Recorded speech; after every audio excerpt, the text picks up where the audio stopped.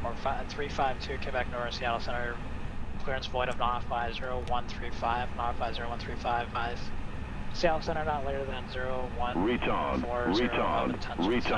0131. Takeoff here. Get all this stuff on and configured.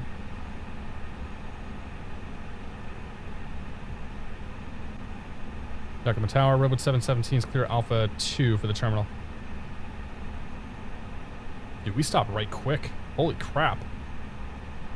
Andy Black here for 8 months. Andy Black, thank you very much for the 8 months. Touchdown, he says. Commune 10.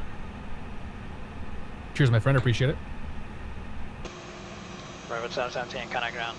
The bear will, correction, the Bonanza will give way to you. Okay, ground 717. Yeah. Retard. He knew he was going to give way to me. He didn't have a choice. Uh-oh. What's going on here? Oh, there he is. Ground Redwood 717, Alpha 2 for the terminal. Redwood 717, Yakima ground. Taxi parking the Alpha. Parking Alpha, Redwood 717. That's a new voice. Remember 401 Tango Sierra after the Airbus passes in front. Continue taxi. Continue taxi after the Airbus comes in 401 Tango Sierra. Oh, that's Ian. Sorry, Ian.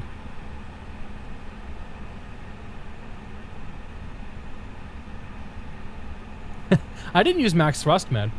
I only used about probably 60-70%.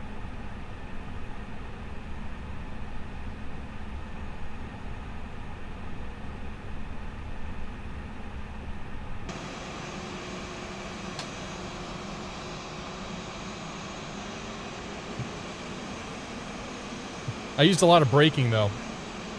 As soon as I saw I was going to make that Alpha 2 taxiway, I went ahead and just nailed the brakes.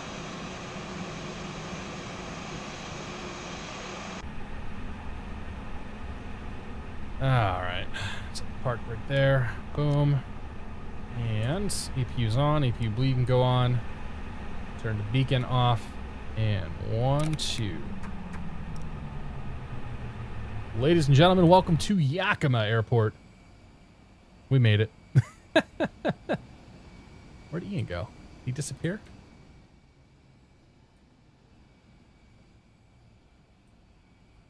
Or maybe he did land. Ian, did you disappear, buddy? Or you just might be finning. Might be shark finning somewhere. I think he's still out there. Yeah, that's a huge bummer. So let's turn X Enviro on and see what we could have had. Assuming this doesn't crash on us.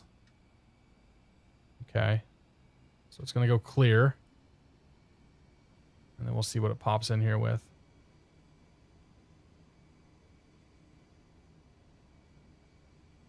For whatever reason, these programs seem to have problems with vertical visibility. But look at this. Here it comes. I should have just left X Enviro on. Oh, man, that's a bummer.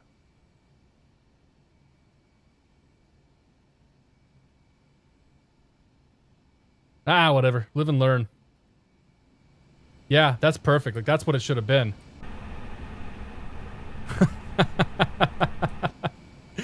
Yeah, it's all good. Yeah, X Enviro was fine. I think what happened there is, well, I don't know. Actually, maybe not, though. Like, if we were to bring the camera out here and look, like right here, it would have still been like, okay, so here's the glide path. It still would have been iffy. I guess it would have been sort of there. Like, it would have been questionable at best, just because of the way it does the fog layer. So it definitely is not rendering the fog layer properly. But nah, it's all right, man. It was fine. It was a good flight. Can I show where the minimums are on the chart? Sure. So if we pull up the Zulu, minimums are right down here. So in this case, the minimums were 200 feet AGL, or they were 1,268 feet MSL. So it's either 1,268 true, or 1,268 actual altitude. So 1268 indicated here, or 200 above. 200 above. Like, it was 1268, 2,400 feet, I think is how that reads, or 200 above and a half mile visibility. So that's why we ended up doing that. I think technically we're below minimums trying to come in here anyway, but whatever. It's not real life, so we don't care. All right. So here's what's going to happen. I will turn X-Enviro off for now. We'll watch these guys land and whatnot. Watch these guys land and taxi and all that. You guys can judge them. I'm going to step away for a moment, and you guys know the drill. If you guys are taking off, thank you very much for sticking around. And if you are sticking around, we'll see you here in just a couple of minutes. So we'll be right back, guys.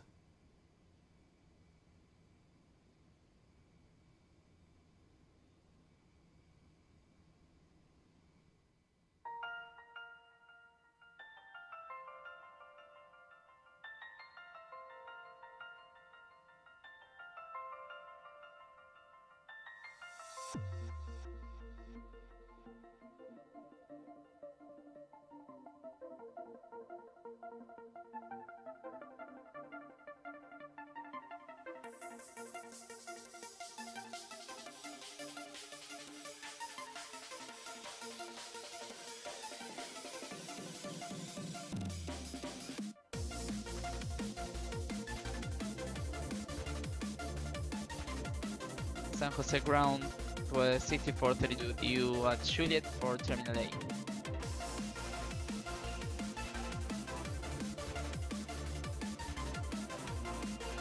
Southwest 6432 San Jose ground. Taxi to parking via Yankee. Via Yankee to parking. Southwest 6432.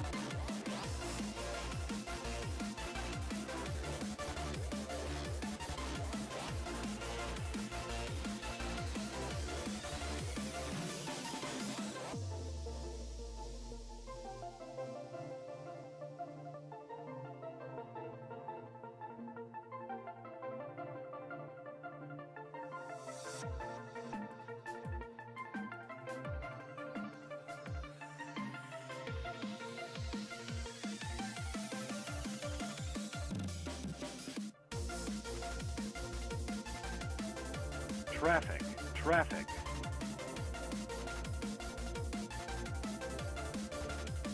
Yakima ground, 0 Bravo Golf. We're clearing Alpha 3 and we're parking this ramp just here to our left.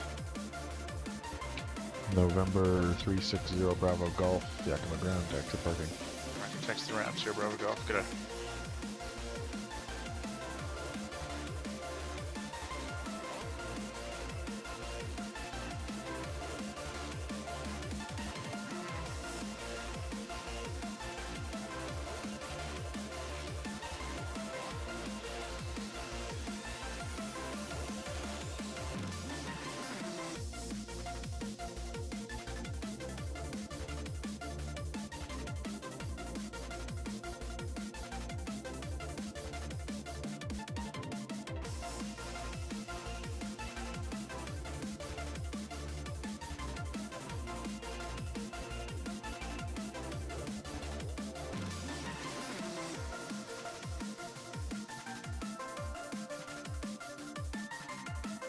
Hello, all of Balance's viewers.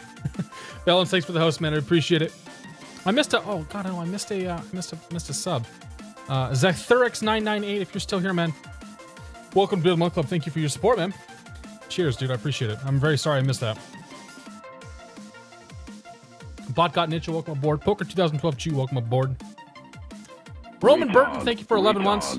Cheers to you, my friend. Appreciate it. Cali Pilot's here for 8 months. Just got here. Who's winning, man or fly by wire? Man won this one.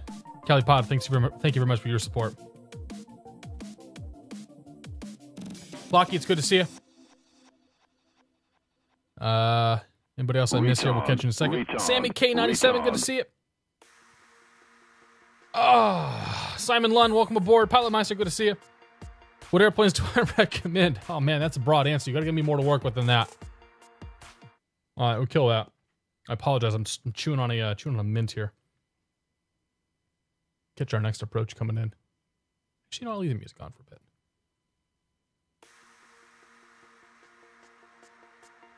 How was the first landing? I didn't catch it.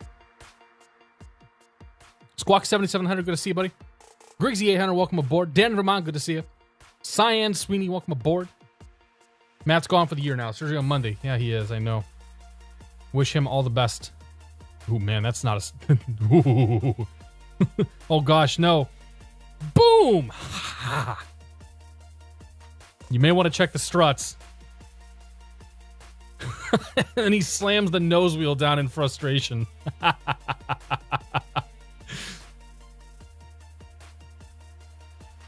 approve of that landing.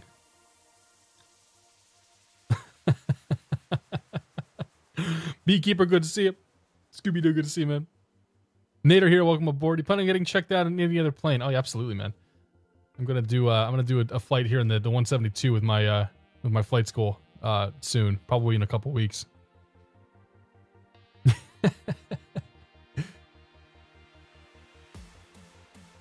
All right. Pop the sucker over here. Let's do the next planning for the next flight here. So I got one more that I'm planning on doing. I figure I'll walk through this entire planning process because this is going to be kind of a doozy. So sim brief, we got a new flight. We're going to be VRD 717. We're going to be from KYKM. We're heading all the way up to KGPI. Yeah, come on ground. Delta 2806, cleared runway 27. Alright, let's turn that down a bit. Delta 2806, Yakima ground, taxi to the terminal via Alpha. We'll just call Seattle the alternate. Terminal via Alpha, Delta 2806. Actually, no, we'll call, we need to go missed, we'll call it, Spokane. GEG. Spokane, sorry. A320. That time is completely bogus. Running 27 and... Oh, man. We'll plan on runway 2, maybe? Alaska 583 Portland ground. 17056. Oh, no, we'll plan on runway 20. All right. So runway 20, got that. So departing 27, arriving 20. Alaska 583, taxi straight ahead. My Little Pony is not where we're going to go. So we'll go to MLP. On Bravo 5 to the ramp, Alaska 583. And then if I look at this, so check this RMP. This is what we're going to do. RMP coming in here. Just got the big curve on this. So I think from FlyCab. Let's see if we can get to FlyCab.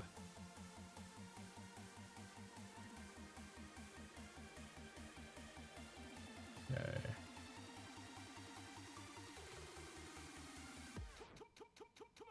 So basically, I got to get myself. This is a towered field, but in the eyes of PilotEdge, it's untowered.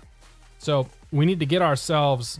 We need to get ourselves to an airway here, or to a fix that puts us on an approach. So if we look at the RMP or the RNAV going in there, the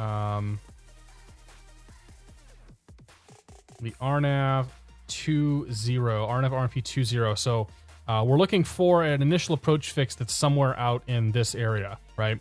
So we're going to come in from the southwest. So FlyCab looks like it's pretty close. So if I go back, I'm going to close that out. If I come back to the load chart, I see FlyCab here is on Victor 536. So this actually works really well for us because what we can do is we can file to Mullen Pass. We can file Victor 536 in FlyCab. So that means this approach will get us down. What they'll do is they'll clear us for the approach, probably from FlyCab as we're heading in from this VOR, and we'll be able to get down to 11,500 just on our own. And then after FlyCab, we can fly the approach as normal, heading in there. So that's what's going on. That's the plan we're gonna do. So that's good. We should finish filing all this stuff. So that's that. Let's grab that little piece back there at the end. Go to sim brief. Pop you in there. So that'll work for us. Good. We'll change this to kilos. And the altitude will go to 31,000. Otherwise, like SimBrief tends to take you like really freaking high, and I don't want to go super high on this one. So we'll generate OFP on that. No, I hit cancel. Crap. Okay, did it keep everything? Yeah, it did. My bad. Frank T, good to see you, buddy. Airport here, Rochester, New York. Had an Embraer blown right tire on takeoff. Landed with the blown tire, no incident. Oh, nice, man. That's crazy. Butt Puff, welcome aboard.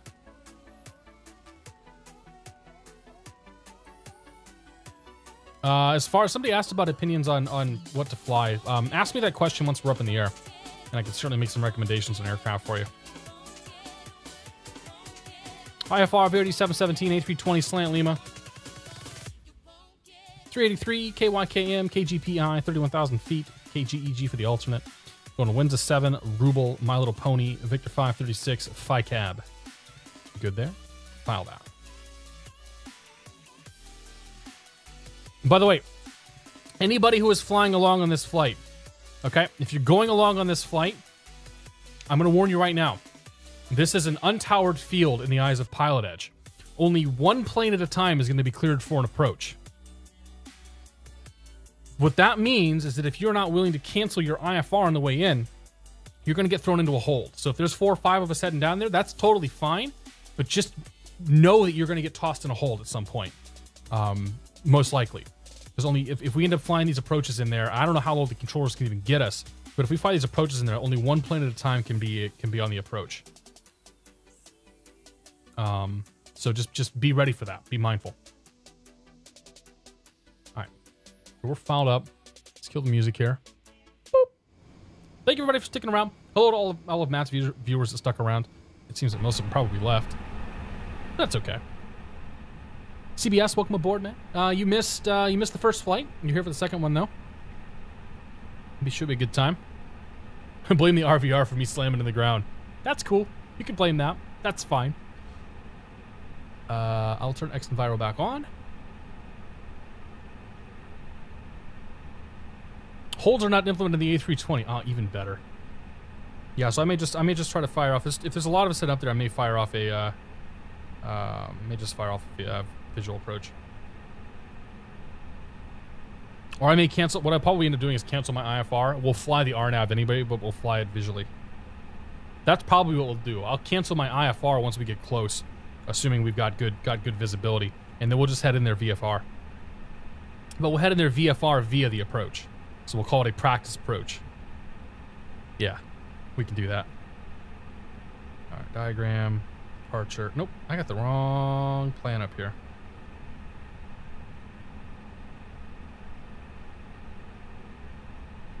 Let's get the right one. Just a moment here. Playing with 4-flight.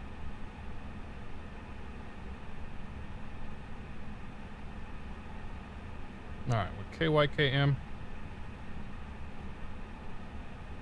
Rubel, procedures, departure, the Windsor 7. The Rubel, add route. Gonna have to brief that one, that's for sure. Direct to MLP. And then Victor 536. 36. Taking it to FlightCab. And then direct to KGPI. Thank you for the heads up, by the way, on the holds. That they are not implemented. FlightCab approach. I'm gonna plan for that from FlightCab. So that's the approach that we're gonna end up flying. Like I said, we'll probably just do a VFR at this point if they're not doing holds. Good there. Go to plates. Add plate. KYKM airport diagram. Southwest 0213. The wind is 7. San Jose clearance D. Good there. Add plate. Call sign that you have is an invalid call sign. You can't KGPI, have a 0 following airport diagram, and the sign, so RNAV RMP 20. Okay, I'll disconnect and get online again with 213. All right. Thanks. Clearance here is 21.9er, grounds 21.9er. That's who we're talking to right now. So let's call them up and get our clearance. Lance742, good to see you, buddy. How you doing tonight? Happy Friday. When will my voice be added a better pushback? When the developer has a chance to master the audio. So he's got the audio in his hands. It's just a matter of him mastering and then doing the upload and whatnot. So soon. Southwest 213. I can fly holds in heading mode. Yeah, I'm not doing that. Just confirm your. The weather is clear in a million up there, so or overcast 60. Wow, yeah, overcast 6500 is not clear in a million. We'll see what we can do. Okay. 213. I'm seeing it right now. Otherwise, I mean, I'll fly hold off a VOR if I have to. I can do that. J. Southwest 213. You put slant golf. I just want to confirm you are slant golf, because if you are slant golf, the altitude you've filed won't be available. But if you are slant Lima, then it will be. Yeah. Do you need me to change it to Lima? Southwest 213. I can change it on my end, but I just want to confirm that you are slant Lima. Oh boy. Yeah, that's fine. Oh boy. / Lima.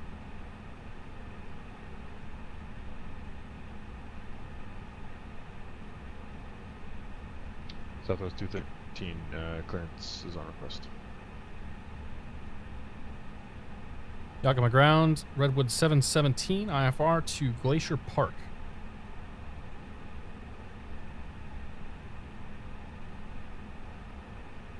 His first question is, where the hell's Glacier Park? Redwood 717, Yakima ground on request. Okay. We know what that means. Southwest 213, cleared to the Las Vegas McCarran Airport. Techie 3 departure, Techie. Then as filed. Climb via the SID. Squawk 1402.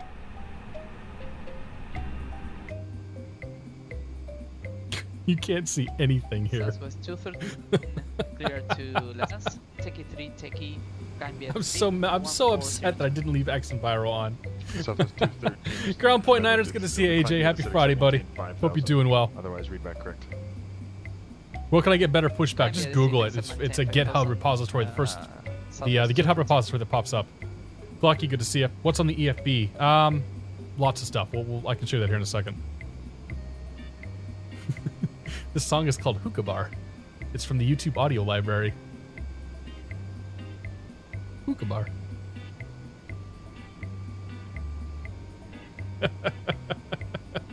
Redwood 717. Yakima ground, you're cleared. Correction, cleared to the Glacier Park International Airport. Venus 7 departure, Rubel transition, then as filed. Maintain 10,000, squawk 5773. Cleared to Glacier Park, Venus 7, Rubel as filed. 10,000 on departure, squawk 5773, Redwood 717. Redwood 717, read back correct. I didn't say the name of that departure out loud until just then. The Venus 7. Uh-huh. Oh, we got the same squawk code too. Great, because I forgot to turn my transponder off. Oh, crap. All right, guys. So the EFB basically is how we're managing the plane, right? So all the stuff that you do to load fuel, to load people, to load everything is in here. There's a web browser that's in here, so we could go to Pornhub. No, we won't do that. But we could browse the web here. We can go to your settings, manage some stuff there. We got a map I can pull up here because I've done my Google API stuff, so we can see where we're at on the map, and so on and so forth. And this checklist as well. If you if you think you really need some checklists, they're right here, just for you guys. X and virus so in crazy turbulence. Ah, dude, that sucks. Sorry to hear that. Well, hopefully the weather will be nice when we get out to our destination here. All right, so let's get some stuff loaded in here. Start with the gas. So I'm pulling all this stuff off sim brief.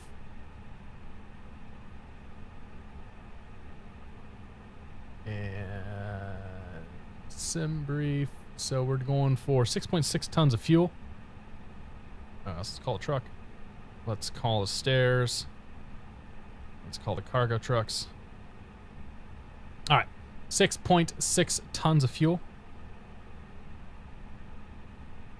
Set that. Get rid of the truck. Passengers, we're looking for 112 passengers. Set that. And our zero fuel weight, so we can get rid of you guys. Our zero fuel weight needs to be 55.5. So we're going to go to perf data.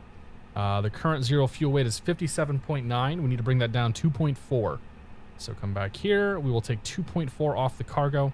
So 2 is going to be 53.4, is about 4,900. So set that. Get rid of you guys. And then go back to our perf data. We're 55.6. That's close enough for me. So that's good. All right. So we got the plane loaded up. We got the people in here. Come on down to the FMC. Go to the init page. We're going to go KYKM, KM, KYKM slash KGPI. PI. Yep. We're going to be Redwood 717, VRD 717. Boom. Cost index for this flight is going to be 10. Because SimBrief hates me. 310 on the cruise. Good there. Our zero fuel weight.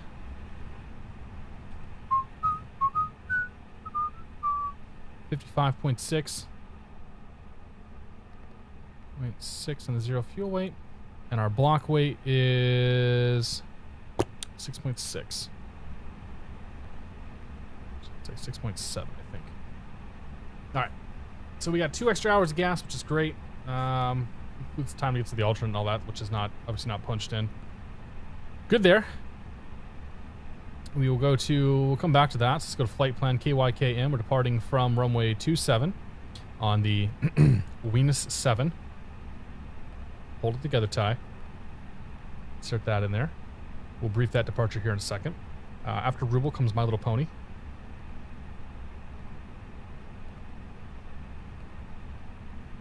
Oh, I did that wrong. MLP. And after MLP comes FICAB.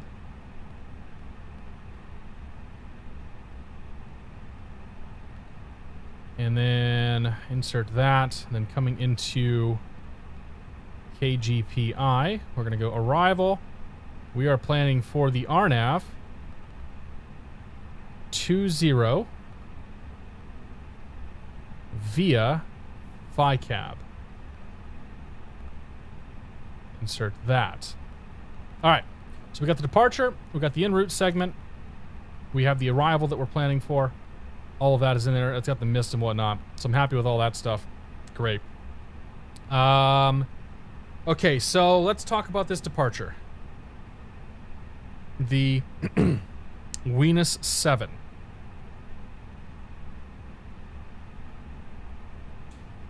The Venus 7 from runway 27 says depart and intercept the 255 radial off of Yakima. Got the 255 radial off of Yakima, take that out to Venus. I'm going to crank that around on the DME arc here. Oops. Retard. Why is my battery not charging?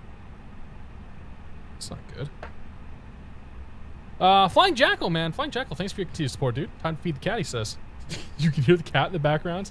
Yeah, she's pissed right now because my wife's not here. Jack, thanks very much for your support, though. Thanks for 6 months, dude. Cheers. Really appreciate it. The Venus 8 takes longer, but the flight attendants like it better. The Venus 9, man. Don't ask about that one. Alright, so we're taking this to Ruble. Okay, so we're going to fly the arc all the way around to Aluo, which is in there. All the way to Aluo, and then we're going to fly direct to Ruble. It has the arc... Oh my gosh, it has the whole thing in here, doesn't it?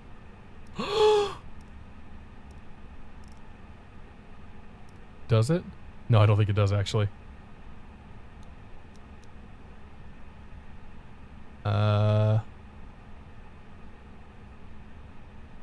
actually think it might. Is that the arc? I can't really tell. Does it look like that? Does that look like a DME arc to you?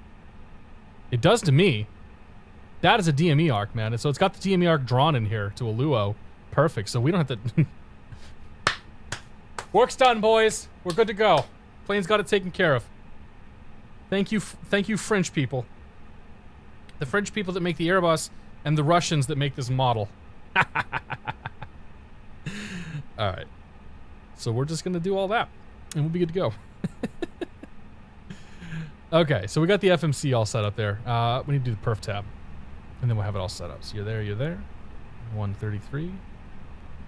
And our center of gravity this time. Takeoff weight, the center of gravity is 30.48.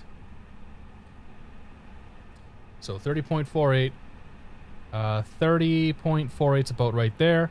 So we're going to be about down, we'll say down 0.8. All right. 1/DN 0.8. Transition altitude, 18,000 feet. Good. Good. We'll flex it to 45, because that's what we always do. Good. Okay, great. Great, great. All that stuff is good. All right, so the FMC's been set up. Glare shield, we're cleared up to 10,000 feet. And if I look at that departure plate again... Oh, happy Friday, Jack. I didn't see you come in here. The little heads down for a bit here. Chinook departure is 123.8. Just write that down so I have it.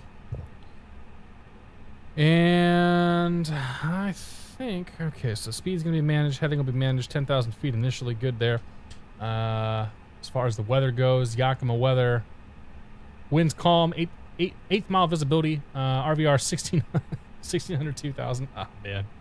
Fog, vertical visibility 200, 1 degree out, and altimeter 3003. Dude, it's almost freezing fog out here. Like, this is almost like airport shut down, like we're not going anywhere type of weather. But we're good for now. Okay, so that's set. And then we have that set. Okay, I think we're good to go. I think we are all set. So, exterior looks good. Parking brake is set. Ignition can come on. Clear prop! Beacon on. Overhead panel looks fantastic. Seatbelt signs never came off. We made them sit the whole time. We'll start into number 2. And we got into rotation.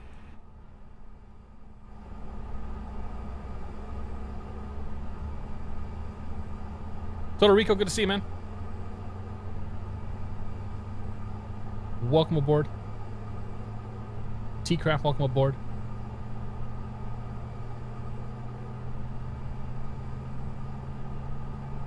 It does DME arcs fine. Yeah.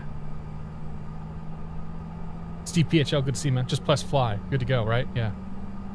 Cue the stream, good to see you. Happy Friday. Watch the droop. There it goes.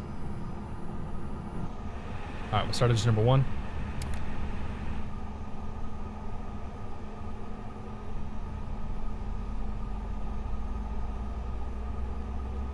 Yeah, the lights are kind of messed up right now.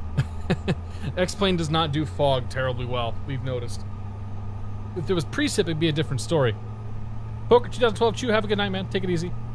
Wagner Tenor, welcome aboard. SSG or X-Craft? I prefer SSG personally. I personally prefer the SSG.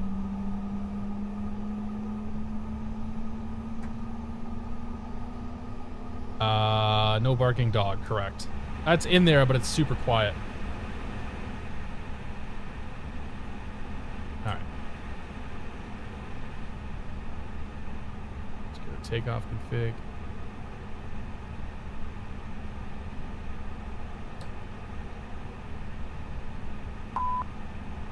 Oh yeah, right, slats.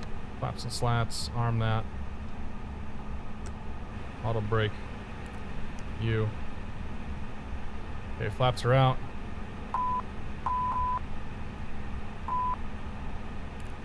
What's it pissed off about now? It seems to be upset at my flap levers. I know the auto throttle's off. That's by design. Clear. Clear. Oh yeah, there we go. Just clear those out and we're good to go.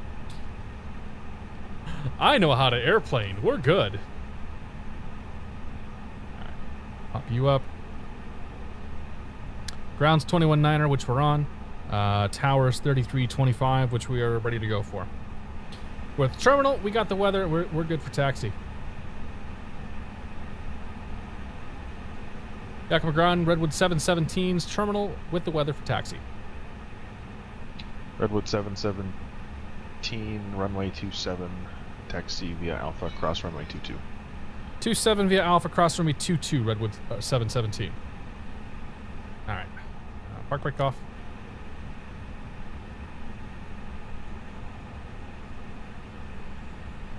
It's a little bit of gas to get her going. Whatever's behind us, we're blowing away. Go to the right. Go to the left. I know you're pissed. I can't do anything about it. Come here, I'll pet you.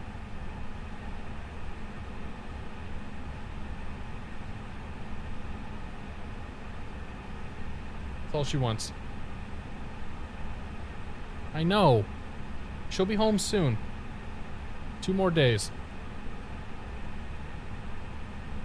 My cat is having withdrawal symptoms from my wife. She's been gone now for 2 days, and the cat is beside herself. Yeah, I'm talking about you. All right, left's good as far as we can tell. Right's good. Approaching 2-2. Poor kitty needs a hug. I know. Get to pants. Welcome aboard. Good to see Ashley. Cat's been fed today. She gets one more dose of food here as I go to bed. And that's it. Wife is gone, cat is stressed, Ty is just fine. Maybe your cat feels a bit castrated. Ugh. Awkward.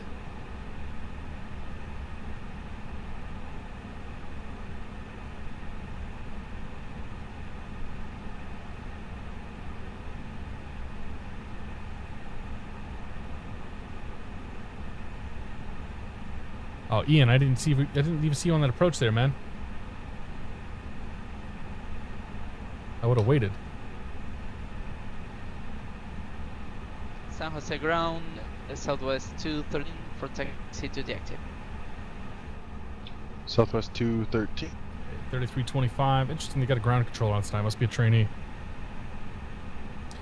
Alright, 3325. Departure is going to be 23.8. 23.8 right there. Yakima Tower, Redwood 717, holding short runway 27. Redwood 717, Yakima Tower, runway 27, clear for takeoff. Clear for takeoff, runway 27, Redwood 717. Okay, lights. Turn the APU off.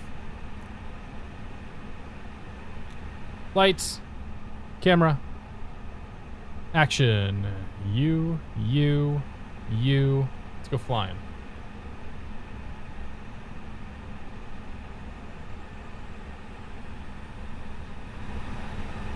This is Number 1 Tango Sierra, Yakima Tower 133.25. In DePaul, this is X Enviro again. Default weather failed us. Good afternoon, number 401 Tango Sierra on the RNAV Yankee 27. Scare bus driver, good to see you, man. Yeah, default weather's been no good at fog. X Enviro's not doing much better. Number 401 Tango Sierra, Yakima Tower, runway 27, clear to land, and runway 27 RBR 1600, wind calm. Caution, wake turbulence. Runway 27, clear to land 10. 27 identified. Oh boy. On runway 27. Engines up. Stable. Flex 45. Number 1 Tango Sierra, caution, turbulence, Airbus 320 on the roll. 1 Tango Sierra. I've got stuff to trim. Whatever. Airspeed's live. V1 VR.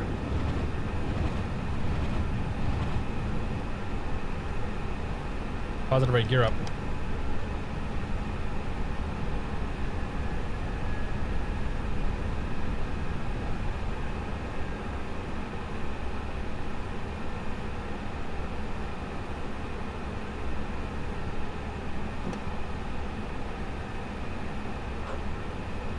We'll do the sim pilot thing, go straight to autopilot. FC Tony B, thanks for the sub, man. Welcome to Beard Month Club, cheers. All that. I'm a little busy right now, though. And you know exactly that I'm busy. You know what you're doing. Yakima Tower, Boeing 360 Bravo Golf 27, be ready for departure. 360 Bravo Golf, Yakima Tower, hold short, running 27. Hold short 270 Bravo Golf. Redwood 717, connection, departure. Departure 717.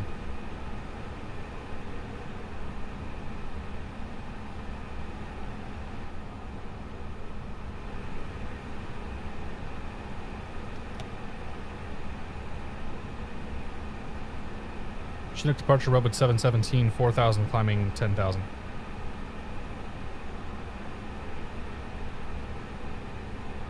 Redwood 717, Chinook departure, radar contact. Okay, here comes the arc.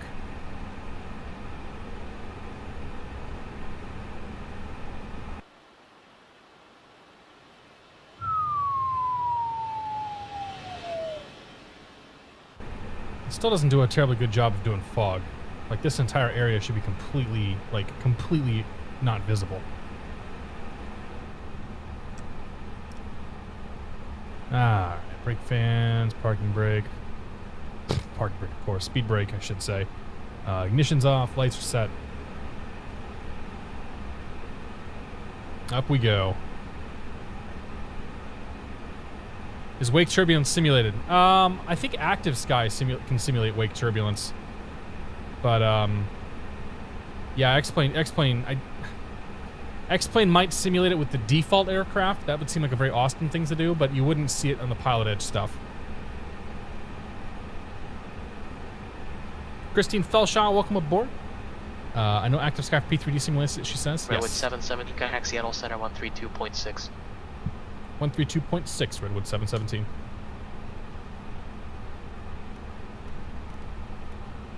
32.6. Seattle Center, Redwood 717, 8,500, climbing 10,000. Redwood 717, Seattle Center, climb, maintain flight level 230. Climb, maintain flight level 230, Redwood 717. Oops.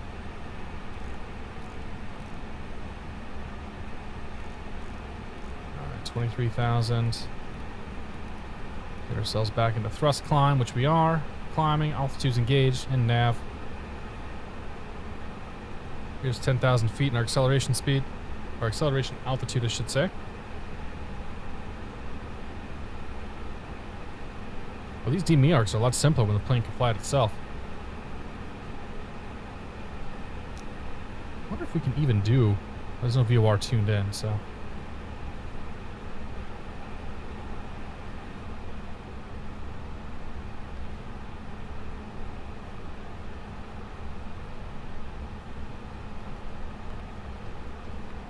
Can you even get the DME off this stuff?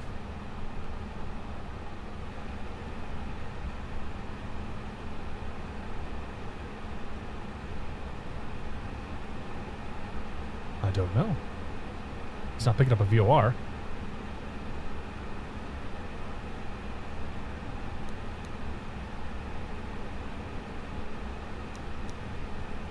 It doesn't seem to be picking up a VOR at all here.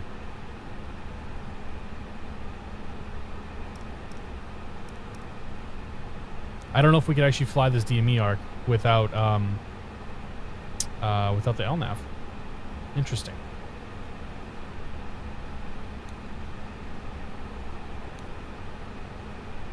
Alright, this should be the turn here towards Rubeck.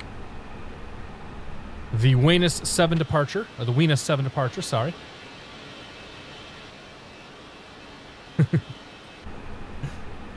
Need to manually tune the VOR on the RadNav page. Radio navigation, VOR frequency 116.0 is tuned in. Unless I have to put the ILS in, but that doesn't seem right.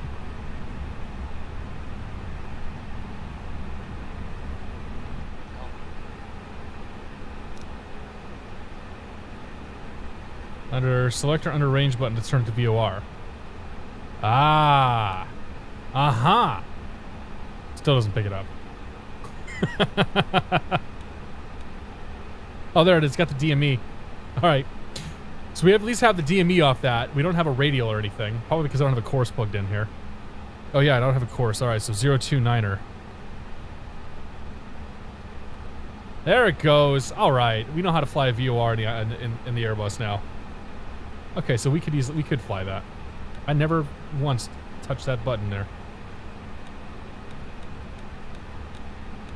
Huh. 77 direct will pass.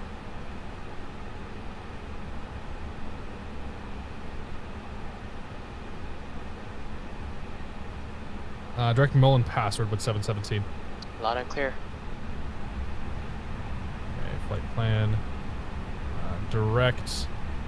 My Little Pony. Insert.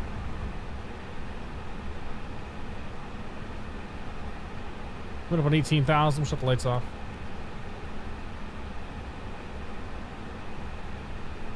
This time next year we'll have X and Viral 1.8. Maybe.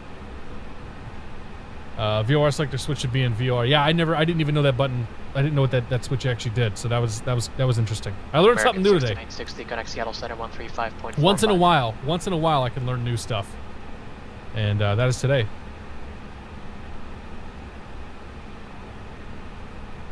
Just start flipping on the switch and see what happens. I've done that before, man. Like when I first learned how to fly these planes, I don't do it quite as much now because like most of the planes are pretty similar. American 6960. But when I'm first learning how to fly these planes, I go and I mess with everything. I want to mess with every button and see what it does. Yeah, Christine says that. Yeah, doesn't everybody flip the switches the first time? Like if you don't, you should. All right. Number 1 Tango Sierra ground point enter. Zathurix says you said to ask once we were up in the air. What are the favorite airliners? So the best airliners, in my opinion, Redwood 717 connect Seattle Center 118.55. 1855 Redwood 717. Altimeter setting. Okay, we'll get that in a second. 1855. Put you over there. American 6960 Seattle Center, roger. Pull you back. Southwest 213, sounds at tower runway 30 right, group takeoff. Seattle Center, Redwood 717, flight level 198, climbing flight level 230. Redwood 717, Seattle Center, climb maintain flight level 310. Climb maintain flight level 310, Redwood 717. 554, connect Seattle Center, 118.55. Okay. Alright, so we're heading up there. Yeah, so the best airliners in X-Plane. So this one's really good, but you can't buy this one right now, unless you already have it.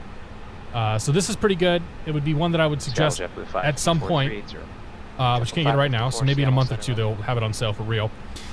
The Rotate MD-80 is probably my, like, aside from the Rotate MD-80 is probably still my favorite airliner in X-Plane. The Rotate MD-80, the FlightFactor 757 V2, the IXEG 737-300. When Jack releases the updates for the 737-200 and the 727-200, I would say go for that as well. But I know he's going to charge for those updates, so at this point you probably just want to wait till they come out. But the 732 has always been a fantastic plane. It's just not been updated yet for 11, aside from a compatibility patch. So those are the best airliners in my opinion. It depends on like all the glass stuff is starting to catch up pretty good. Like I said, the Rotate's good, the 757, and then the A320 here when it comes out for good. I mean, the 767's fine. Pilot Meister asked about the 767. It's totally fine. It hasn't been updated. Like I don't think it's had the X-Plane 11 treatment that the 757 has had just yet. So I prefer the 75 over the 76. The 75 for me is more versatile. It can go to more airports. The 76 is a big, heavy plane, and is a bit less practical for some of the flying that I'm trying to do. Further flight 250, Seattle Center. My daughter asked me the other night if Santa needs ATC like you. Got me thinking, what FMC does the Claws use? Oh, man. I mean, if you ask a flight sim, he probably uses a PMDG FMC, right? Retard. That's a good question. Dan in Vermont here for 8 months. 8 months went by fast. Picked up the Rotate MD-80. Fly JSim 727 over the holiday from New York. Can't wait to fly him. Dan in Vermont, thanks very much for 8 months, man. I appreciate it. Between the MD-80 and the 727, you are going to have your hands full The MD-80 is immensely complex, and the 727 is even more complex. So those are two really, really good planes to pick up for you know, killing some time, we'll say. For the first time ever, I'm disappointed that the 4-pack of boom sauces arrived and the fire's being lit. Great time for my first live stream. I had a great time. All right, Boondock, thanks, man. I have no idea what boom sauce is, though. 554 to no idea. Saab 340, yeah, I mean, the Saab 340, I would say wait until they come out with the 2.0 version of that. They haven't even released a compatibility patch for X-Plane on that, so, like, it works in X-Plane 11, but my understanding is it's kind of maybe not great. Bravo Golf, connect Seattle Center 132.6. 76 is for long haul, yep. The 340B is not officially compatible for X-Plane 11, that's right. People have gotten it running, but it needs work. Oh yeah, the Tu-154. Yeah, if you really want to stab yourself in the heart, that Russian plane is supposedly pretty sweet. I've never used it though. I assume Rudolph is handling ATCs and calculations. Perhaps, yeah. Yeah, Rudolph. See, the thing is, Rudolph is actually pilot flying. Santa's pilot not flying. So Santa's got to make all the radio calls and this and that.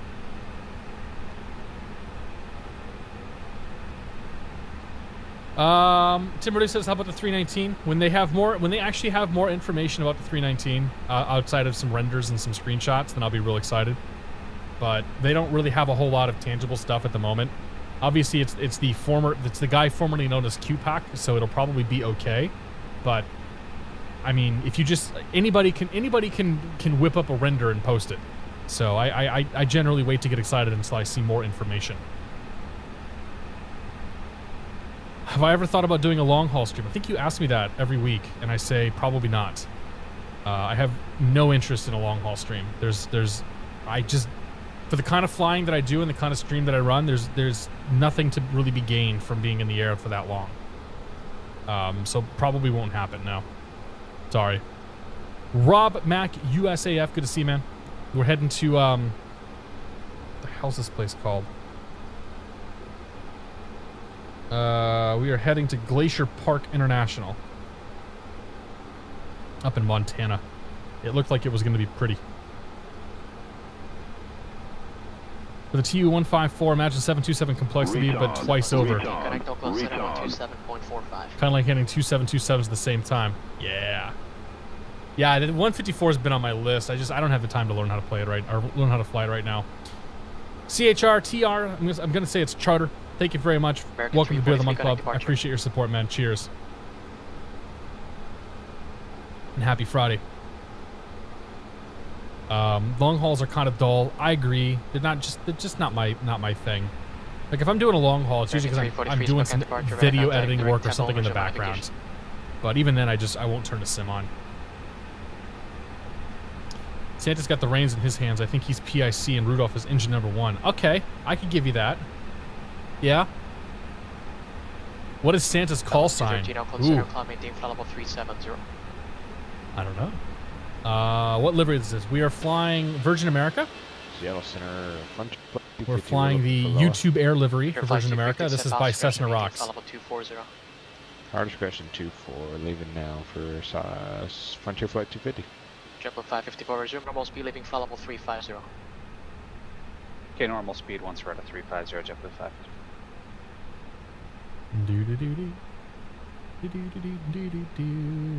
You down for a long haul stream? Is this plane worth it? This plane's totally worth it, but you can't buy it right now. And will not do a long haul stream anytime soon. Livery has Christmas colors, that it does. Total Rico, take it easy, man. Have a good night. Thanks for stopping by. Is there a cabin? Yeah, there is actually a cabin. I forgot. Actually doesn't look that bad either. Looks okay.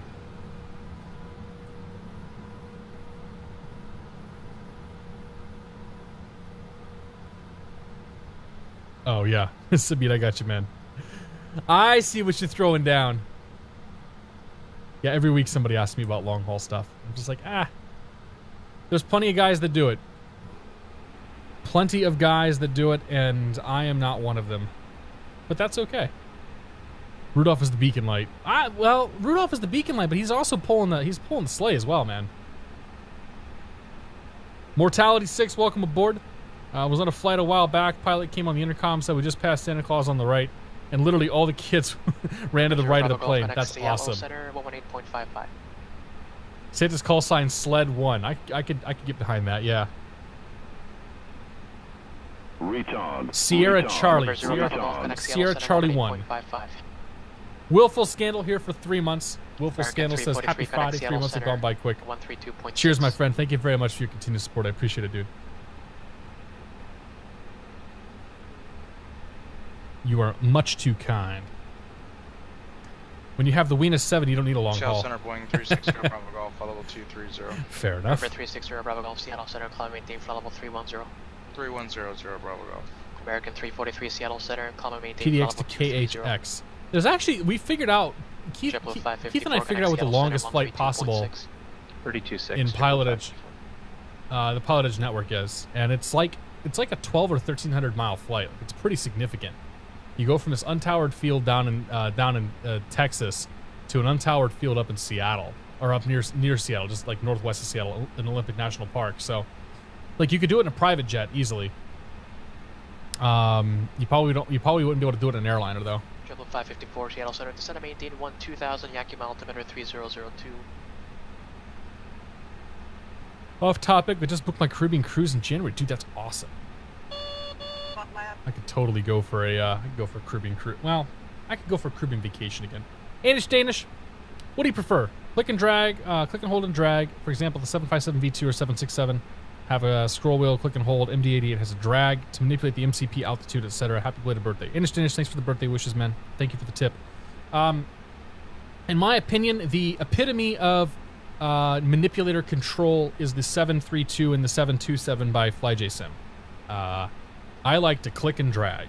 I like the scroll wheel stuff I can deal with, but I'm not a huge fan of it because it tends to put landmines all over the cockpit as you're trying to scroll around. So I would generally prefer to have click and drag to be able to use manipulators.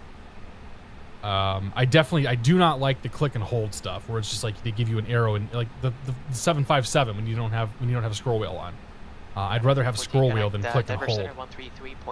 But click and drag is my preferred way to manipulate or to run the manipulators. Retard. Christine Felshaw. Christine, I think you've subscribed before, but welcome to the Beer of the Month Club. Thank you very much for your support. I really appreciate it. Cheers. Hope you're doing very well. For the flight 250, verify you're descending. You said you were gonna leave flight level 360 earlier back there. Plane Man 1738. What are the chances of the A320 being released by Christmas? Probably not good. My personal opinion, my gut instinct is, my gut is telling me. Let's go with that. My gut is telling me it'll probably come out sometime in like mid-January. I would not anticipate seeing that plane publicly released before the end of the year. The chimney one arrival, I like it. Doesn't Jeppesen have a published arrival for like the North Pole? Tim Rodeo, take it easy, man. Have a good night. Have subbed before. Haven't been able to catch a stream for a while. That's all right. I'm not sorry. That makes it sound like I'm calling you out. I'm not calling you out. Christine, thank you very much though for resubscribing. I do appreciate it. Sojima, hello from Boston. Good to see you, buddy. How's the weather down in Brazil? I'm gonna say it's probably hot down there, right? Fun trick flight 250. We're leaving 360. Okay.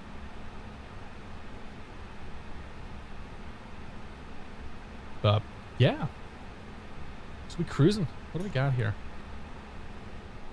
We got our destination data punched in here. So we go to perf. Next. And QNH gonna be 299 or 8. 299 or 8. Temperature 03.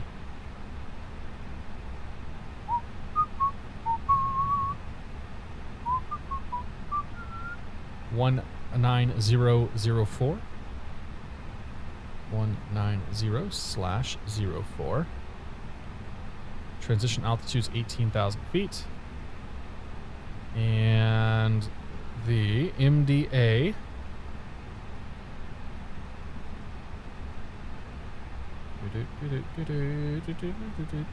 3344. Ooh. All right, that's all punched in, ready to go. Good. Public poll: best airline for food. Oh man, I have no idea. I try to avoid airline food whenever possible. Mr. Chow, good to see you, buddy. I'm doing very well. How are you doing? Brad AG, welcome aboard. Happy Friday. It's good to see you. Christine posted the North Pole chart. I don't have a way to pull that up easily, but pole arrival.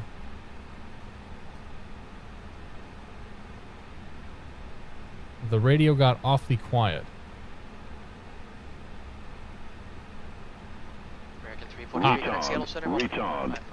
There you go. The North Pole chart. Santa Claus is coming to town, and the mist approaches mistletoe, kissing. So if you don't make it, to Santa's workshop, man. Yeah.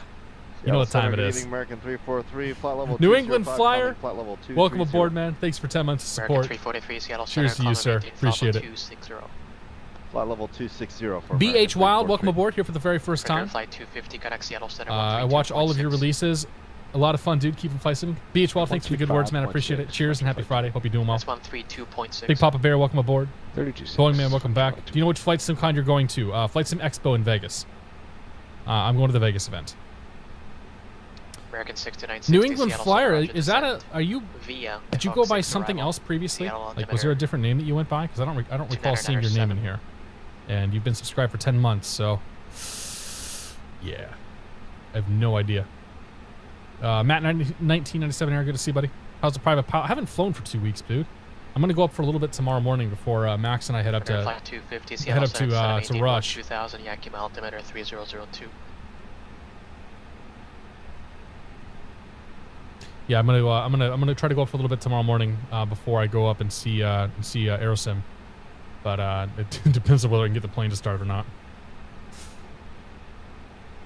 Yeah, the Santa approach plate. Thanks, D-Crep. Dogo DR, good to see you. Happy Friday. What are you planning on doing in Ottawa? We're just gonna stop by. We're gonna stop by the hangar where Aerosim Gaming has his plane, and just hang out for a little bit. We're just gonna be there for a couple hours in the afternoon, and we're flying back. So I'm delivering. Oh, I gotta pack some stuff up for Alan. Actually, I've got some goodies I'm taking up there for him. I had to hand prop the plane today. Oh, yeah, dude. I don't want to. I really hope. If it gets to that point, I'll just let the plane sit there and call for a jump later. Like I'm only gonna give it like 3 or 4 shots to get it going before I'm just like, all right, come jump me. And I got to see what the temp gets down to tonight as well, because if it gets like 25, like if it gets much below 30 degrees, I'm not even gonna try to start it. But I can't get a jump. I can't get a jump or a preheat until 8 o'clock. I want to go flying at 7. So I've got a strategy for getting this thing started up, and I'm gonna give it like 3 or 4 turns, like 3 or 4 good tries to get it going. If it doesn't work, then I'm gonna have to, put the brakes on it and then get a jump later. Hand prop an A320. Yeah, right. Exactly. Have I flown the X-Plane L1011? I have not. Sorry. This guy was 3338 Yakima Tower. Yeah, I might need a preheat. I know. I'm trying to get like if it's 30, if it's right around 30 degrees, I'm not gonna. I don't think I'll need the preheat. But if it does get much below 30 for long tonight, then I'm not like I said, I'm not even gonna try, because I can't get a preheat till 8, and I'm meeting Max at 9. So by the time I preheat the plane, get it turned on, and get up in the air, I have like 15 minutes. Like I can do maybe 2 laps in the pattern before I have to come back down and call it a day, and that's not worth it for me. Like if that's the case, then I might just end up doing stuff on Sunday. Plane I flew today has no electrical systems, always hand prop. Ugh. Had to figure the mixture for cold weather. I'm not sure I really want to try to hand prop. What do you need to do if you cross the border into Canada? So we have to coordinate with Canadian. We have to coordinate with Canadian Customs. We have to enter an airport of entry in Canada. They have to be notified within, like I think, like 2 to 48 hours of our arrival. They'll have to have all of our, like, Max had to get all the passport information and whatnot. And when we land, we give them we'll give them a call, say, hey, we're here. I don't know if they show up at the plane or not. It depends on where you, like in Ottawa, they might actually show up at the plane. I don't have no idea. I'm learning all of this tomorrow. Like Max did all the legwork for setting this up. So I'm learning as much as I can tomorrow so I can try to figure out how to do this myself. But yeah, so there's that. And then coming back to the US, we had to fill out customs forms and all that, give them an estimated time for coming back, where we're coming back in, what time our border crossing is planned, what time our landing is planned, when we're going to go for customs. Just like there's a whole bunch of like paperwork that has to be done. It's kind of a pain in the ass for a single day flight, I think. But I mean, that's like, I don't know. Max was, like I said, Max took care of that this afternoon. So we're taking his plane. I can't afford a 6-hour trip, or the 5 to 6 hour trip it would end up being in my plane. Sky Lounge is auto hosting. Hello, everybody from the Sky Lounge. 122 Victor Uniform, good to see you. Yeah, so Scarebus, if you go to if you Google search AOPA Canada, you'll find a page by AOPA that has all the requirements and whatnot for going in there. It's like you have to, as a pilot, to go in, you have to have a radio operator's permit, and you need to make sure your plane has a Homeland Security tag on it, and that's just to like be able to go do the flight. And then once you're there, or once you have that, then you have all the sort of customs requirements necessary to cross the border. 122 Victor Uniform, good to see you, man. Hope you're doing well. Happy Friday. Games 2015-2016 says, where do you live? I live near Boston, Massachusetts, United States. Paul X3D, good to see you. Happy Friday. This is flight number 2. So we are just we're just wrapping up here. We got probably 10-15 minutes left in this flight. I'm going to call it quits. Frontier flight 250, reduce speed to 200, connection approach 123.8.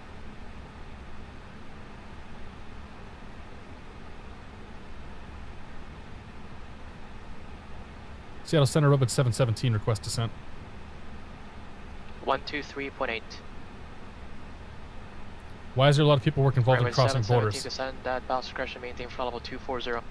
240, my discretion, 717. Scow is 3338, Chinook departure, contact. Pilot Meister asks why there's a lot of paperwork involved, because you have it's customs. Like you have to do customs, border crossing stuff. Like they need to know, hey, you're coming in here. How long are you coming in for? What are you coming in here with? You know, are you smuggling drugs or money or something like that? So there's just a lot of stuff that both governments really care about for something like this. Yeah, how much meth can you transport into Canada exactly? Delta 2006 1827. Here on the West Coast, custom guys, KBLR is super chill with the private plane guys. Yeah, I don't expect it's going to be that much of a problem. It's just a matter of getting all the paperwork filed. My understanding is it's pretty easy to clear. I didn't buy a Cherokee Victor Uniform. I'm a member of a flying club, so we have a Cherokee. So the club that I joined, I have access to a 1966 Cherokee 180, which is a sweet, like it's an old ass plane. But it's pretty sweet. I enjoy flying it. Smuggle X-Plane 11 across the border into Canada. Yeah, weed is about to be legal here in Canada. It's about to be legal here in Massachusetts too. It doesn't mean you're going to want to transport it across state lines though. Would not recommend. Yeah, I mean even driving across the border, there's a lot of paperwork involved. You know, when you go in on an airline, the airline's already taken care of all this for you. So the airline has already collected all your information and said, all right, we're coming in, we're landing at this time, and here's the passengers and other passport information that we got.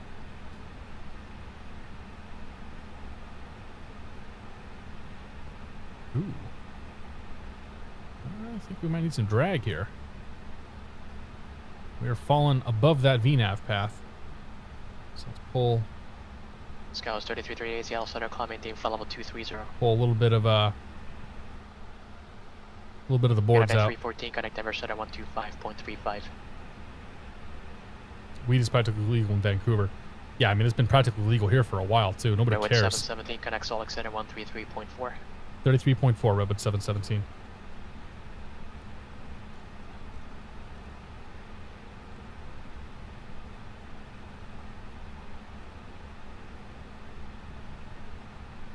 United 314, Denver Center, Roger, Center, maintain 17,000, Denver, altimeter 3009er. Delta 2806, connect Chinook departure. Seattle Center, Robot 717, flight level 264, descending flight level 240. We're going to plan for the RNAV runway 20 into Glacier Park. Rivet 717, solid center roger. Expect RNAV runway 20 and advise you have the weather when you do. And we do have the weather, Rivet 717. Roger. Delta 2806, unit of departure, radar contact. Alright, let's put you up there. American 343, connect. So as soon as we break through the base of these clouds, I'm going to go ahead and call and cancel my my approach clearance. Otherwise, the guy behind me is going to have to wait. And my hope is that he doesn't get stuck and have to fly a hold. Dude, what did his plane do? American 343 Seattle center roger. Brandon flew the Venus 7. I don't think he flew Delta it. 2806, connect. I don't think he flew it quite right. He seems... Sorry, Brandon, we're putting you on the spot here, but... It's creative Keith would call that a creative interpretation of the chart. I approve. Brett, I'm going to make sure that I'm going to try to get below these clouds as quick as I can.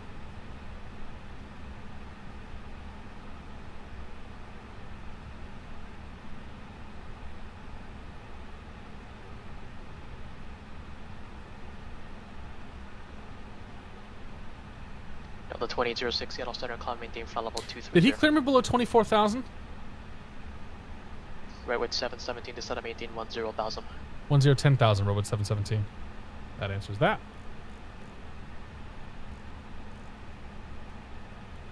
Okay, so now we're high. Glacier Park altimeter 2998, cross FlightCab at or above 10,000, cleared RNAV runway 20 approach. 908, FlightCab at or above 10,000, cleared RNAV 20 approach Glacier Park, Redwood 717.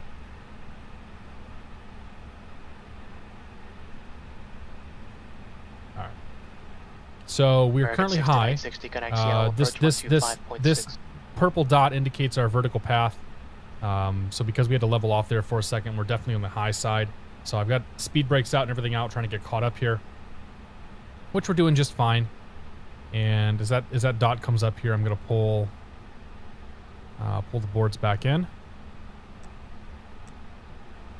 There we go. American 6960 Seattle approach roger. Expect ILS 16 left approach. We're just gonna keep an eye and make sure that works. Try to punch this cloud layer as soon as we can. So FlightCab, we can go down to 9,000 feet after FlightCab. Actually, I can take this all the way down to, we'll say 5,700 feet. We can take this down to. And as we get a little closer to Kili, we'll put ourselves in approach mode.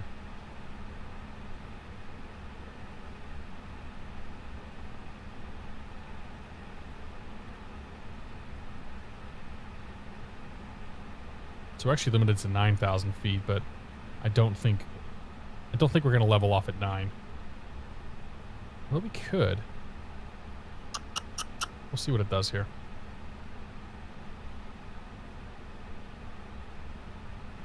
We're still running really hot coming in here. Like it's not. We're not catching that that vertical path the way that I thought we should. Cross Jackson at the maintain 12,000 Seattle altimeter 2997. We might be okay now though. All right, let's get some lights on. 1, 2. And we're gonna go 2998. 554, connect Yakima Tower 133.25. 908. All right, so let's brief this arrival. Let's approach. We find the RNAV RMP runway 20 approach into Glacier Park. We're bringing that in from the FlightCab intersection. FlightCab to Kili at or above 9,000. After that, we'll fly the approach all the way down. We'll be tuning into, so Glacier Tower is untowered. Glacier is currently untowered due to the way PilotEdge is set up and configured. So we're going to treat it as if it were just a normal untowered airport. The airport elevation 3,000 feet. Tower frequency is going to be 2455. 16 left.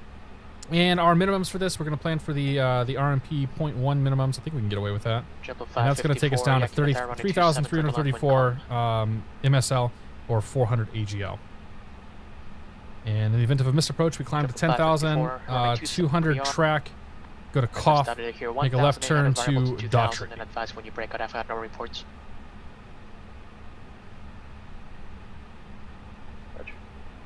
Oh, that was somebody else. Okay. So the plan is going to be as soon as we break out below this layer of clouds, We're gonna go ahead and cancel our IFR clearance. So we'll continue we'll still fly this approach, but we're gonna fly the rest of it visually. By doing that, it's gonna open up the guy behind me. It's gonna open up the guy behind me to be able to actually fly that approach without having to wait for me to get through. So as soon as we punch through this layer of clouds, which, oh man, they're reporting overcast 6,500. So we got 9,000 feet to go before we supposedly before we punch through. Seattle Center, call maintain flight level 390. So we'll see kind of where we end up on this. But as we get here to Killy, we'll go over to approach phase. The 2806, climb and maintain flight level 350. United 314 to set and maintain 10,000.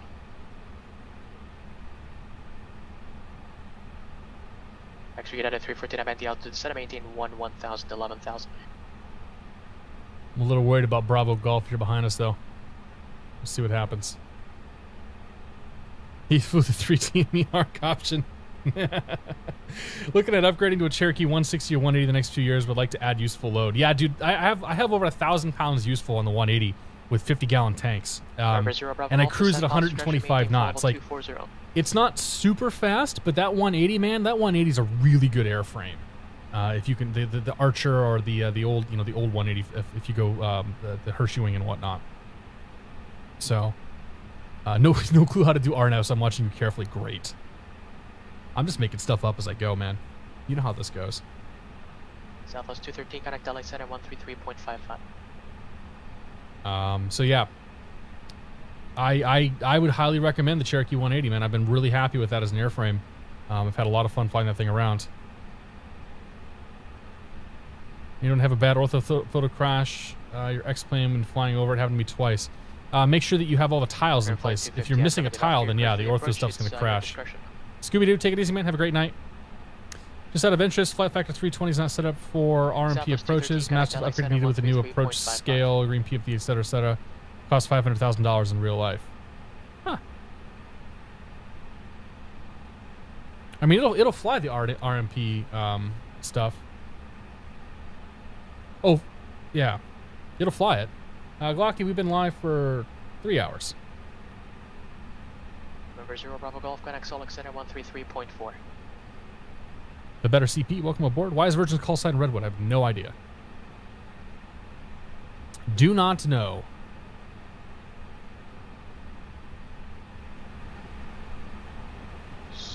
Virgin America's call sign is Redwood. Probably because Virgin Atlantic is Virgin, is my guess.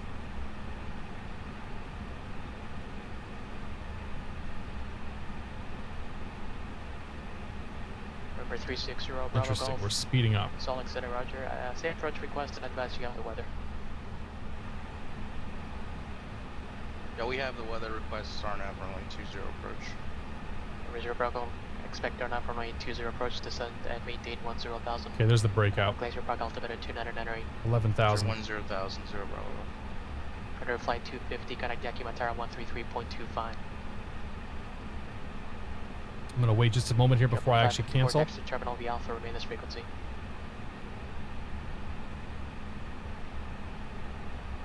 Okay, let's go approach phase.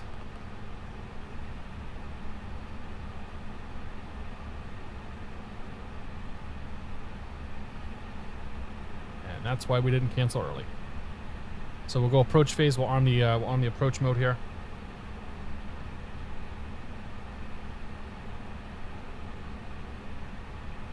Vertical deviation's not good. I think we're still good. Okay. Seattle Center Redwood 717. We broke out at 11,000 feet. We'll go ahead and cancel our IFR.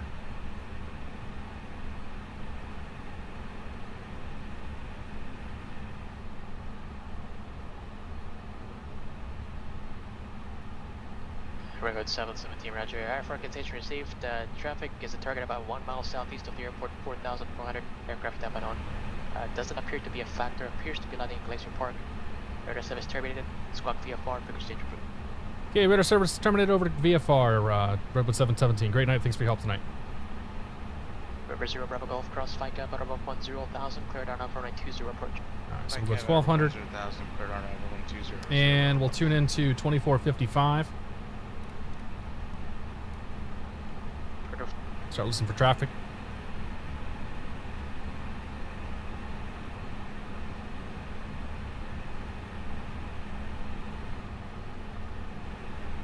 Interesting.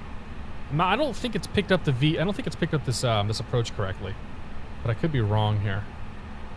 I'm gonna go 6,900 at Rapoy. Oh no, it's got that. Okay, no, it's got that. Turning left base, runway 20, Glacier Park.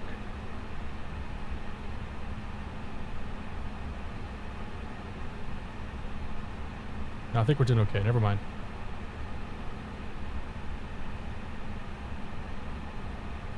All right, let's put the boards back in. I think we're good because it picked up the altitude restriction of 7,600 after Rapoy. I don't know why it's flashing vertical deviation at me. That I need to look up. I'm gonna go flaps 1. Glacier Park traffic. You got an Airbus coming in on the RMP 20. We're about 2 minutes out. Playing runway 20 at Glacier Park. Glacier Park traffic, roger. Got a yellow cub. We're just on a final low approach for runway 20. We're remaining left closed traffic. We'll look out for you, Glacier Park. Okay, I'll let you know when I get a little closer to Glacier Park. Hey. Drop the gear.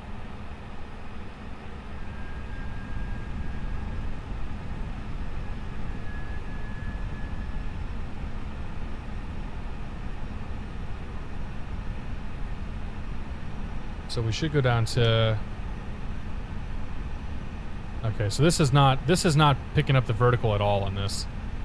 Or it doesn't seem to be. So we should be 6,000 now.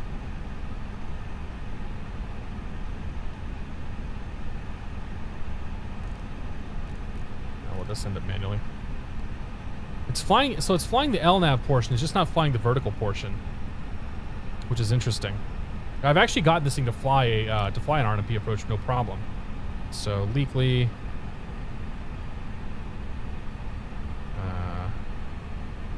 Leakley is 6.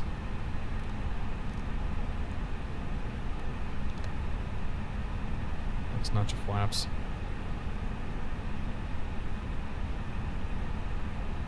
Unselect LS. Oh. Ah! That's it. LS. Thank you so much. But you guys are too smart.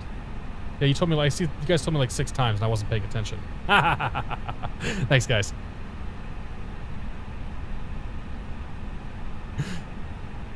Did not know that. All right, so we're on final approach now. I kind of want to go do that again now, but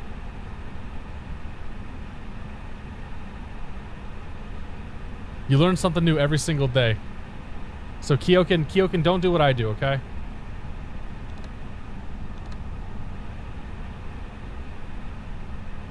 Glacier Park traffic, Yellow Cub is turning downwind, runway 20. This is going to be a full stop, Glacier Park.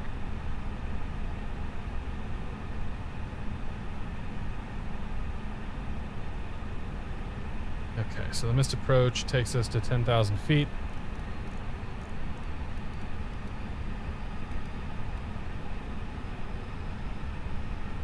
Yeah.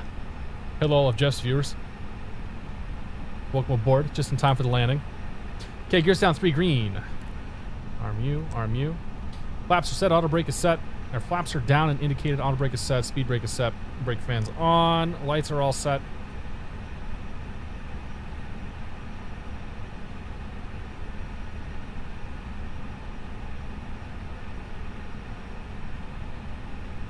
Okay, we're turning our base now. Don't have the field just yet. Now that it's working great. It's a crazy ass approach coming in here. My money's on the Cubs, she says.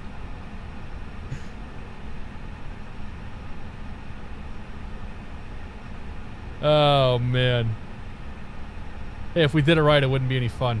But now I know. I didn't even think to check the LS button. I'm just like, I'm sitting here like scratching my head like a monkey. Like, why is vertical deviation orange? I have not seen that before.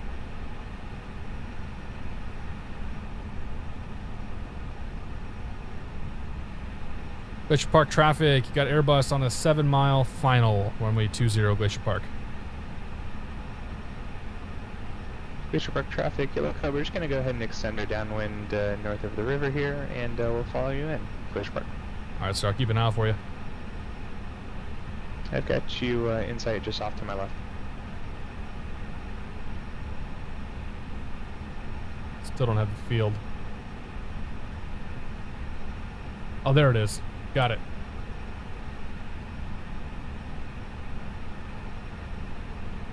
Got him on TCAS at least.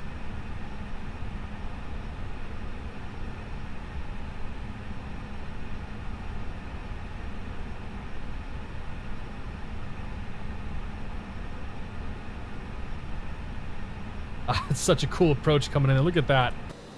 Man. I gotta come out here and do this approach sometime when there's actually low ceilings. Oh, it's a great learning experience. I love it, dude. Karen Casper, good to see you. It's a fantastic learning experience to do that stuff and have those kinds of problems.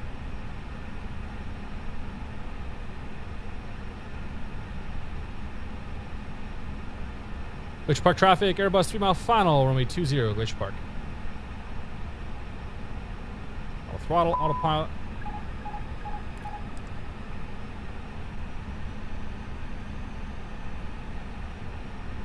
Okay, gear down 3 green, flaps down indicated, lights are set, speed brake's armed, auto brake is armed. Runway's in sight, no clearance to be received. We've got traffic out there just off to our left. Piper Cub, don't see him. There he is, right there. A little bit low.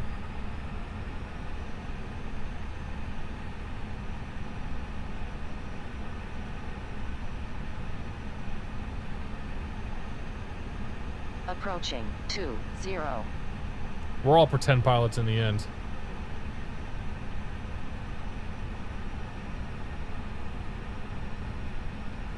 Oh, this plane's so good. Glacier Park traffic, yellow cub is behind the Airbus on about a 4 mile final, runway 20, Glacier Park.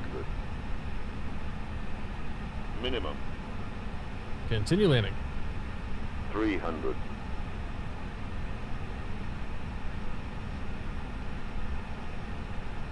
Slight left to right, not too bad.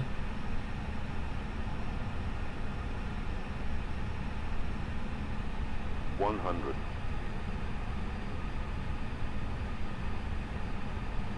50, 40, 30, 20, retard, 10, 5.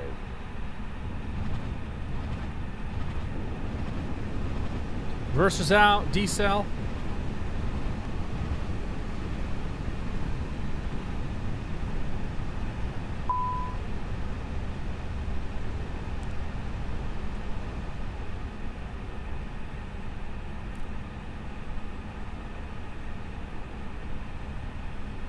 I don't have my toe brakes to tap right now, so I gotta find a way to make that less sensitive.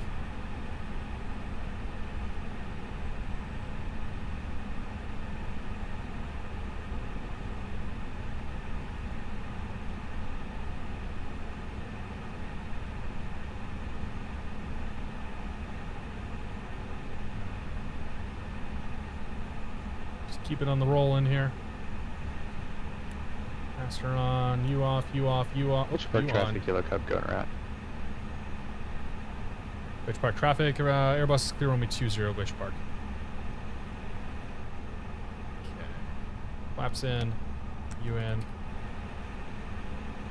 After takeoff, flaps coming up, speed brakes in, auto brakes off, brake fans we can turn off now. Lights are set, APU's coming online. Good. Oh, there he goes. You could have made it. I'm just having fun. There's another Airbus coming in behind me too. Excellent.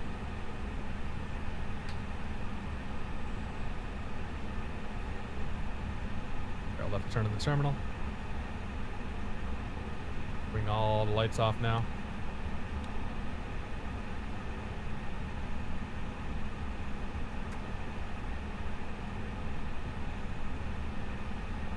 What a treat. This is a really neat airport. I'm super happy I came out here and ran over this tug driver. Really, really, really cool airport.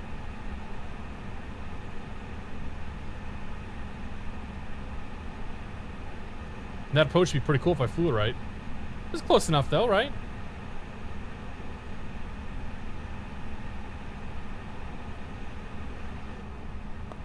Okay. EP bleed on. And EP's on, red panel's good. The lights set. Seatbelt sign off. 1, 2. Ladies and gentlemen, welcome to wherever the hell we're at right now. Where the current time is, whatever the hell time it is. That's good. That's real good. I like that.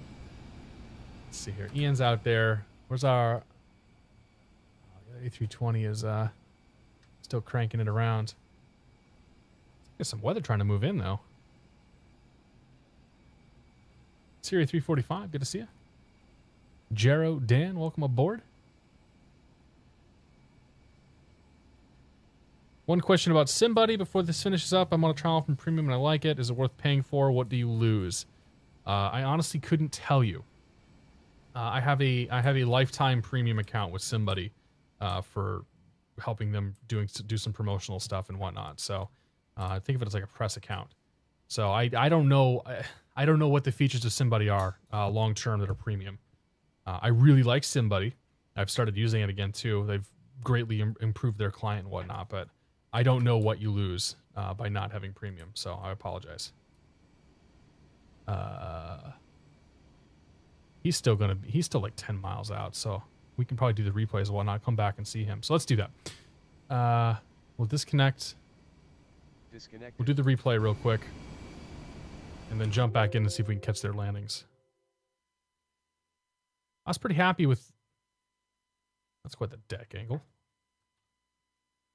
I was pretty happy with how that... You can see where I took over manual control and the plane becomes quite a bit less stable. But I was pretty happy with that landing overall. Like, I thought it was a pretty good approach. Oh, shoot. There's the end of the runway right there.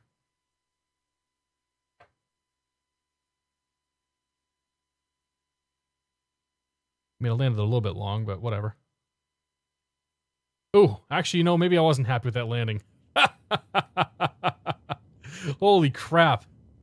That ended up being pretty firm.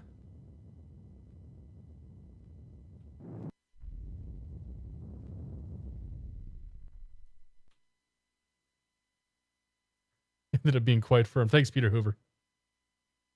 Appreciate it, man. You see the wing flex here. That tells you how bad it was. I didn't flare nearly enough. Yeah.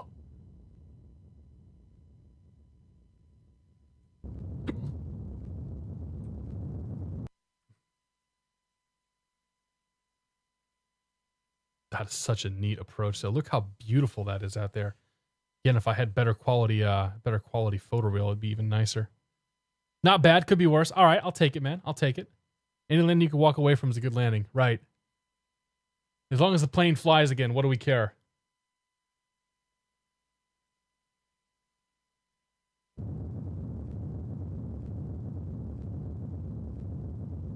Nice. All right, that was fun. That was pretty good. All right, so let's kill the replay.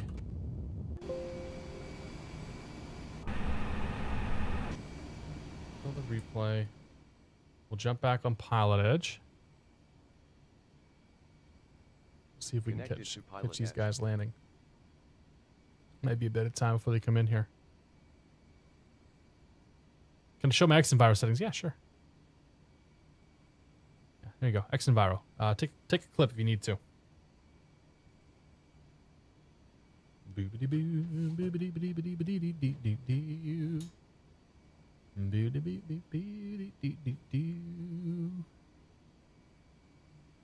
Yeah. That's what I've tuned and what works for me. No problem. MJ Alvega, welcome aboard too. Happy Friday. Chazers17, good to see you. I let the pitch drop at the last moment. Yeah, I know. I should have. I didn't pull back enough. I was trying not to float it down the runway. Like I wanted to stick the landing. There's the Airbus. So yeah, my goal was to stick the landing. Just maybe not stick the landing quite like that. We'll see how our buddy here does. So, guys, that's going to be it for me tonight. I want to thank you once again all for coming out. If you're looking for some other people to go see, Harrier Special with Helipilot 7, 757 Spy is a hoot. Highly recommend seeing him. You got AJ controlling Minneapolis Center on VATSIM. Torb looks like he's just starting up. Torb's going to be online probably for a while tonight. Glacier Park traffic points, Ian 4 is mile the final. Ian is the cub that's out there flying around right now. I'm not sure how long he's going to be around. So, any of these guys, I would say go see. And yeah, should be a good time.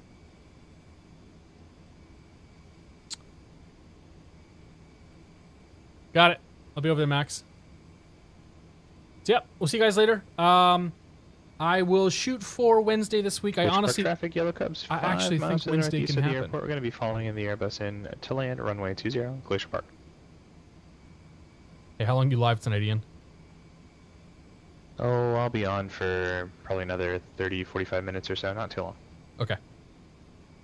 So Ian's going to be around. iServant, he'll be around for a bit. I don't know who I'm going to host. I might just let the auto host pick it.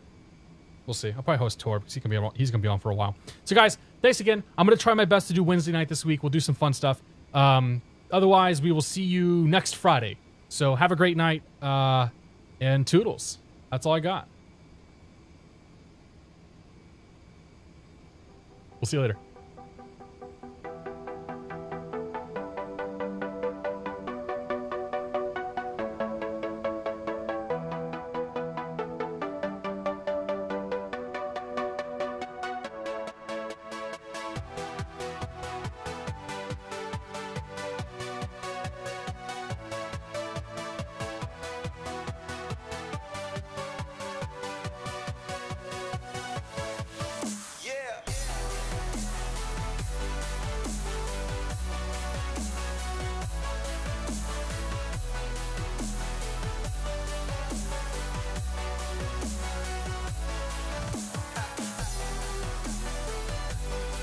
Glacier Park, Yellow Cubs on a 2.5 mile final, runway 20, full stop, Glacier Park.